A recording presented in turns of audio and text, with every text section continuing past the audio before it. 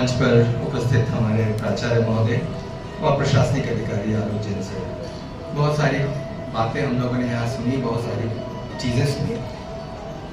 जब गुरु शिष्य परंपरा का सवाल उठता है तो सिर्फ गुरु की ओर से नहीं, शिष्य की ओर से भी इसे देखना है। मैं एक बहुत महत्वपूर्ण बात आपको बताना चाहूँगा कि जब मैं स्कूल में था तो एक बार स्कूल की छुट्टी हुई और मैं हंसता हुआ, खुश होता हुआ घर स्कूल से बाहर निकला। तभी एक टीचर ने मुझे बुलाया और कहा कि क्या हो गया, क्यों इतनी हड़बड़ी में जा रहे हो? तो मैंने कहा छुट्टी हो गया। उन्होंने एक झापड़ा मारा मुझे। मैंने कहा क्या गलत किया सर मैंने? छुट्टी तो हो गई। उनका कैसे हो गया? हम के घंटी बज गई। फिर एक झापड़ा मारा। उन्होंने कहा कि छुट्टी हो गई और घंटी बज गई।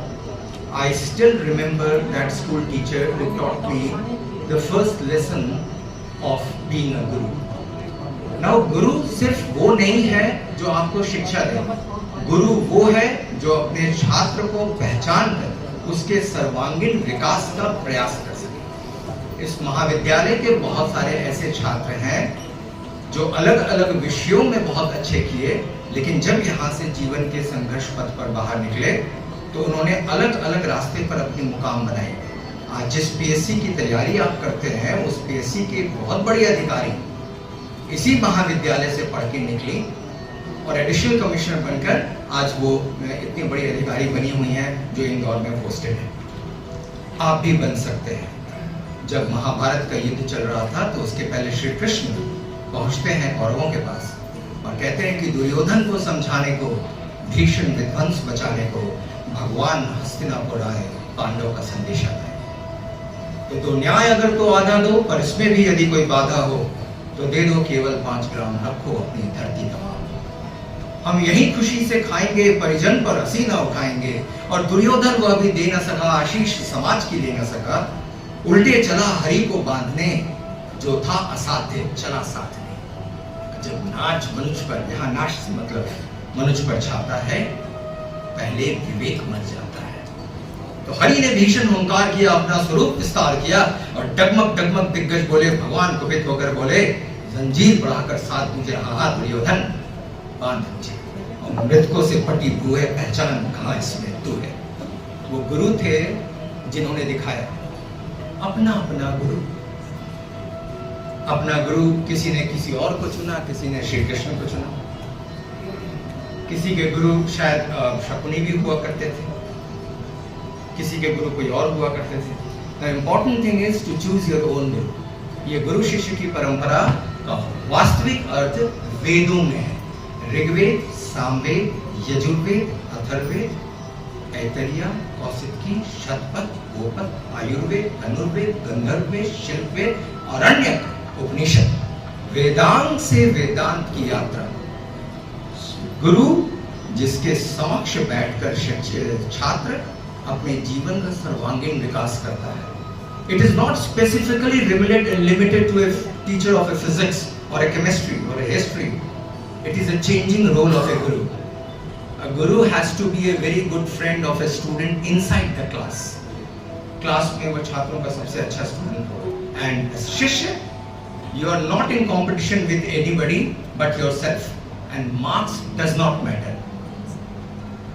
बिल्कुल मैटर नहीं करता है। आप इस चीज को दिमाग से निकाल लें। मैं ये मानता हूं एक गुरु के रूप में कि नंबर जो होता है स्कूल और कॉलेज के वो इनवर्सली प्रोपोर्शनेट होता है। जैसे सिंधु घाटी सभ्यता में जब लवणता बढ़ी, रेत बढ़ा तो फर्टिलिटी डिक्लाइन कर गई, उत्पादन कम हो गया, लोग पलायन कर गए।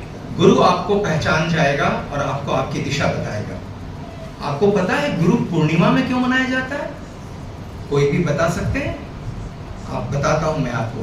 पूर्णिमा का संबंध चांद से है और 2 दिन का संबंध चांद से है। ये अमावस्या और पूर्णिमा। और चांद पृथ्वी पर 2 चीजों को बहुत तेजी से खींचता है। पहला पानी, जिससे ज्वार भाटा आता है, और वो भी 4 प्रकार का, high tide, low tide, spring tide और नीप टाइड। और दूसरा दिमाग, आपके मस्तिष्क को खींचता है।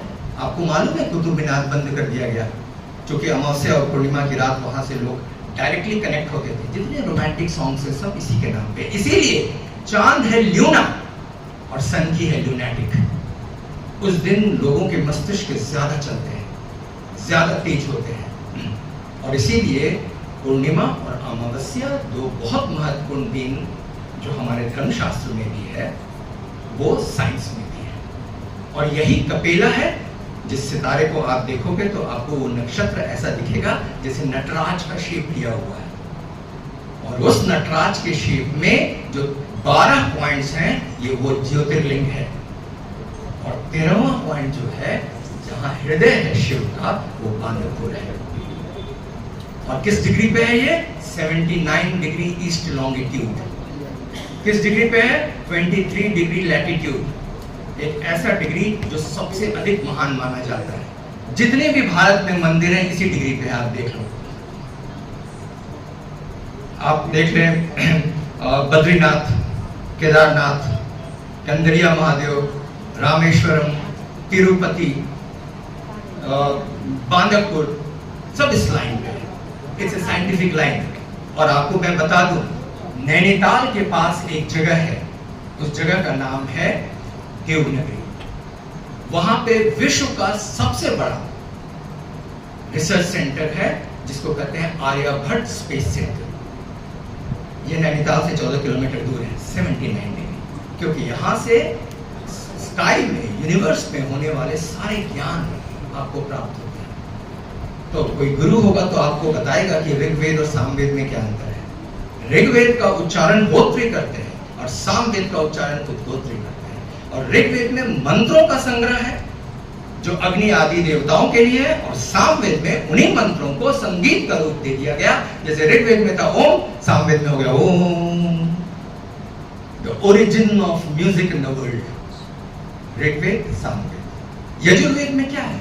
पंडित जी का लिस्ट है, पूजा पाठ का लिस्ट है, वेदी किधर रखा जाएगा, यज्ञ कैसे होगा, यजमान कहां बैठेगा, ये ज्ञान है।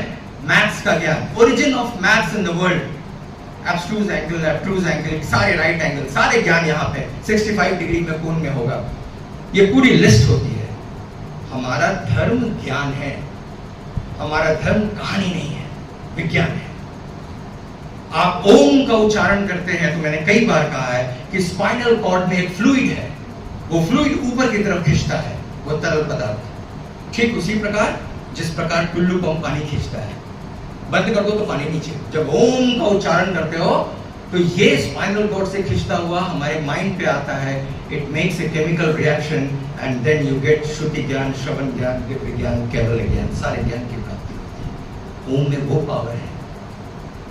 अग्नि की पूजा इसलिए हम करते हैं कि अग्नि जब हम जलाते हैं तो पहली चीज धुआं ऊपर की तरफ गया, और चूंकि ईश्वर को हम पाना चाहते थे और ईश्वर तक पहुंच नहीं पाते थे, तो पहली चीज धुआं ऊपर जाते हुए देखा तो अग्नि को कहा मध्यस्थ देवता, जो मनुष्य की बात देवता तक पहुंचा रहा है। इसलिए हर एक संस्कार में, हर एक घर में अग्नि इंपॉर्टेंट है। अग्नि साक्षी, सप्तपदी और पाणी ग्रहण ऋग्वेद के 10वें इसके मंडल के 9वें अध्याय में है। It is science. तो वेद से जहां हमने गुरु शिष्य, और गुरु शिष्य की परंपरा क्या है? गुरु शिष्य की परंपरा क्या है कि ज्ञान का ट्रांसफर, ट्रांसमिशन ऑफ नॉलेज श्रुति और स्मृति के द्वारा। Let's have knowledge as the best thing. इससे बड़ा पावर दुनिया में कोई नहीं है। यहां से लेकर अमेरिका तक चले जाए, if you have knowledge you will always rule and you will write your will across the sky with stars. आसमान पे सितारों से अपनी इच्छाओं लिखेंगे। ज्ञान, सिर्फ ज्ञान। और यही गुरु पहचानता है छात्रों में। कर रहे हैं। He has identified himself. So the most important thing is to identify yourself.